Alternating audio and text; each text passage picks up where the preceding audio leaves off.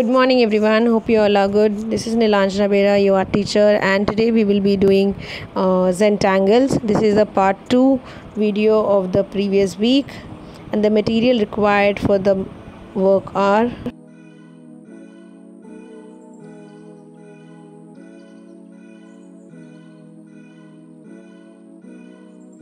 See, before starting the Zentangles, we do practice some of the patterns or templates in the last week, and continuation to that we are just starting with some new elements. So in Zentangles, we try to enhance each shape, each line very carefully. Even we try to give some gradation with the pencil. So you have to just sketch them with pen or pencil initially, and then outline it with a darker marker. And wherever you think that some kind of shading or gradation is required, you can do it with the shading pencils. Now this is like repetition of the same design all over the string, and wherever there is a little scope of adding darkness or black, we will be using sketch pen. So after this, we will be filling those spaces with the black sketch pen or marker. And for Zentangles, you don't need very specific materials. These are very simple, like a black pen, pencil, a cartridge sheet, or any art file, which sheets should be little heavier, but not that much heavy sheet be required. And in Zentangles, you have to take care of each dimension, what we are adding it to. For shading, we are just using a 4B pencil, and this is like one of the side I am just making it a little bit darker compared to the white section. And because we have to maintain both the shades, like light and dark, and then only it gives us that effect of gradation or 3D. That's why we are trying to maintain both the shades there. And after that, if you want to blend them and make them smooth, you use a Q-tip or a cotton bud for it. Now the next pattern is a floral pattern.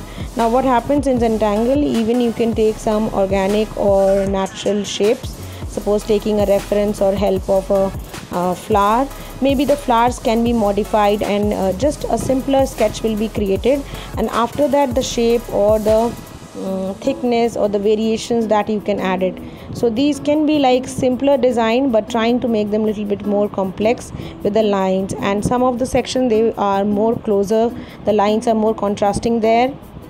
So that is a place where you can do little bit more shade or gray portion. Some of the lines are more closer, so that means it is a contrast, and a darker shade will be added there. And few portions you can just fill them with this kind of fillers. These are like small circles. Repetition is going on, and one of the side is we are darkening up that.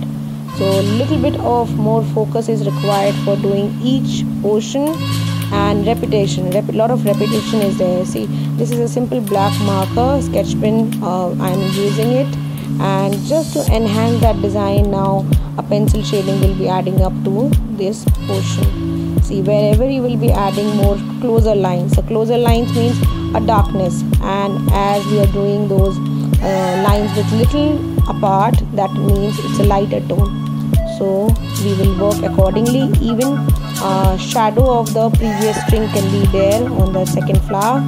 See, on the sides we are doing little bit shading, and it really enhances your work very quickly.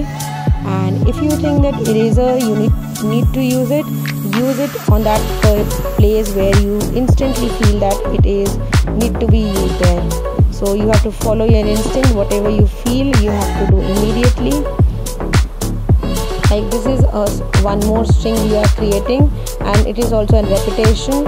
So you can even repeat the same motive again, and one of the side is being given with the darker. Why darker? Darker is like enhance that contrast. Dark and light, they work very well, and the medium tone. So this is a combination of dark, medium and light. So that's why we are using them. And even those who want to use a bit of color, you can even use sketch pen, but make sure that is very lightly done. Even you can work with the pencil color for the same. In the pencil color also the same kind of technique will be used, like light, dark and medium, and some places for the white you can leave. That can be done. Or those who want to use the sketch pen, they can work like those water soluble sketch pens are there, the brush pens or something. where you just make one stroke with that brush pen and then blend it with the water. That can be done. In Zentangles, what is very helpful is those small templates which we have made it in the previous class, or whenever you have seen some design, or if you want to enhance in your free time, you can just repeat them and create them randomly. So that is like more like a storage where you have a lot of sketches or a lot of templates, and then whenever you feel like that you have to do some kind of work related to that, you can just observe them, open them, and then start again. So some kind of reference should be kept while before working, so that it can help you to enhance your work. See, this is another flower motif which is alternative placement. Even you can do it on the same side, and now we will be connecting them with some lines. It's more like a sunflower kind of shape, because these are all organic shapes. You can take reference from the natural objects or geometrical. Geometrical is like where you continuously work with the lines, pattern, and the geometric shapes. So it's a combination of both. These will be very useful if we are doing for some kind of poster design or some table mat design or anything which is a small bookmark. So these can be used in multiple ways and very creative and interesting. Even while you're doing it, this work, it's more relaxing. So you will be getting a lot of variation, but before starting there will be a little bit research you have to do it. Taking all these references, you can also search more images on these and work, and very nice effect when you blend it with the cotton bud to this work.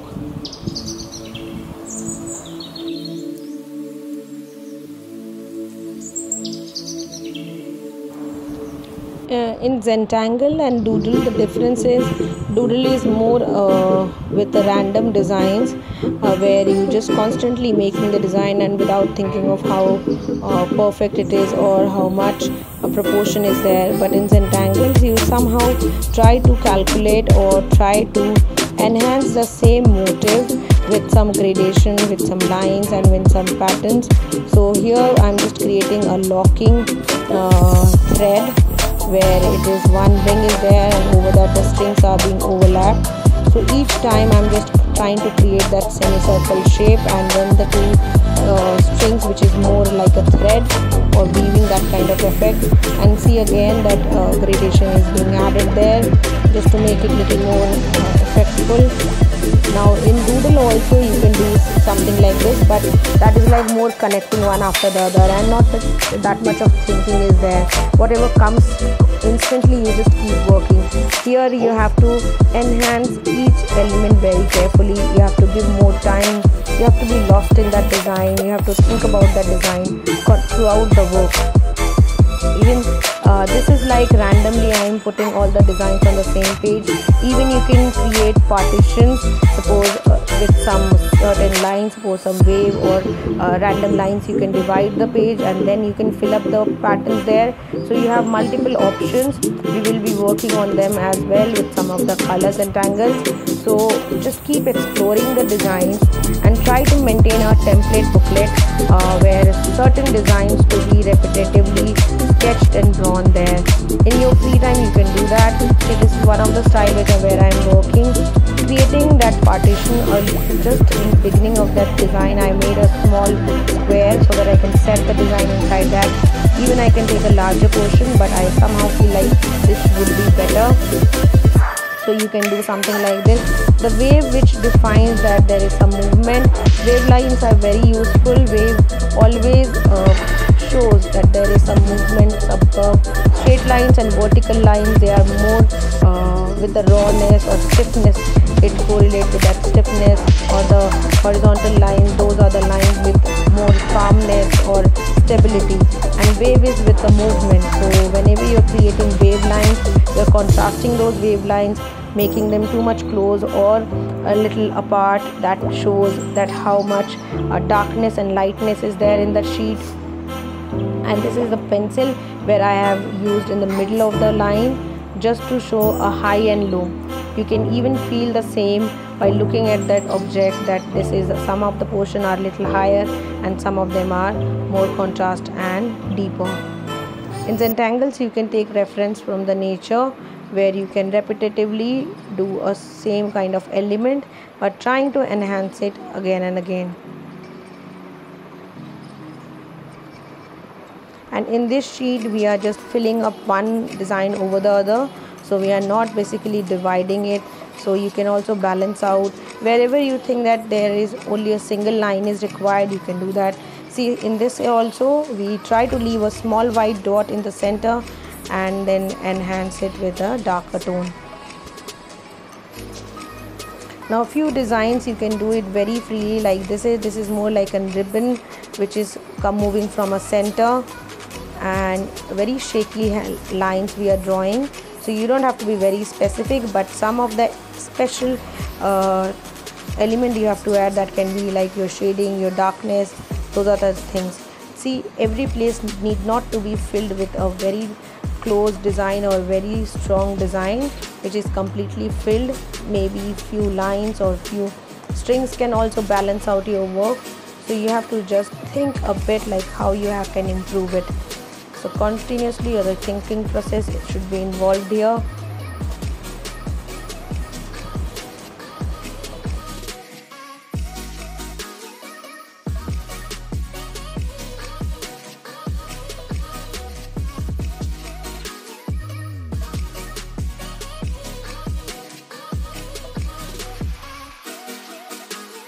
Hope you have understood this and will definitely try. Before trying, you have to create some small templates where you just sketch out these small elements, and whenever you are starting with some of the work, you can just take the reference from that. Hope in the next week we will be doing some colored rectangles. Do practice them and keep them in record. This is an A5 sheet where I have worked. Thank you. Hope you like it.